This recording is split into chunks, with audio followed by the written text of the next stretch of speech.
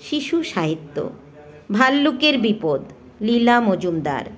কল্লোল নদীর পাড়ে মল্লিকপুর গ্রাম। একবার প্লাবনে একটা ভাল্লুক জলের স্রোতে ভেসে আসে। নদীর তীরে ম্লান মুখে ভাল্লুকটা শুয়েছিল। খুবই দুর্বল হয়ে পড়েছিল সে। পল্লীতে মুখে মুখে খবরটা ছড়িয়ে পড়ে। উল্লাসে গাঁয়ের ছেলেমেয়েরা দৌড়ে আসে। মল্লিকা উৎফুল্ল হয়ে নাচতে থাকে। শুক্লা আহ্লাদে আটখানা। একজন দৌড়ে গরম দুধ এনে দেয়। সেই থেকে ভাল্লুকটা এই নদীর পাড়ে ওই অরণ্যের মধ্যেই থাকে। ভাল্লুকটা এখন বেশ বড় হয়েছে। সে প্রায়ই পল্লীর মধ্যে আসে। ছোট্ট ছোট ছেলেমেয়েরা এই ভাল্লুকটাকে ভয় পায় না আর। ওরা সাথে খেলা করে।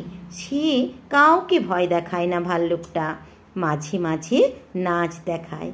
ছেলে মেয়েদের নাচ দেখে খুব উৎফুল্ল হয়। হঠাৎ একদিন এক শিকারী এসে হাজির হলো সেই বনে। এমন সময় এই মহল্লায় ভাল্লুক নজরে পড়বে শিকারী মনেও ভাবেনি।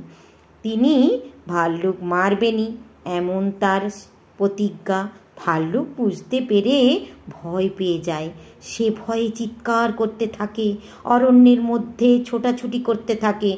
ভাল্লুকের করুণ চিৎকার শুনে প্রফুল্ল পল্লব লাঠি নিয়ে দৌড়ে আসে। বিপ্লব পল্লব নিয়ে ধেয়ে আসে। তাদের পেছন পেছন পল্লীর আরও অনেক মানুষ ছুটে আসে। শিকারী আর ভাল্লুক শিকার করা হলো না।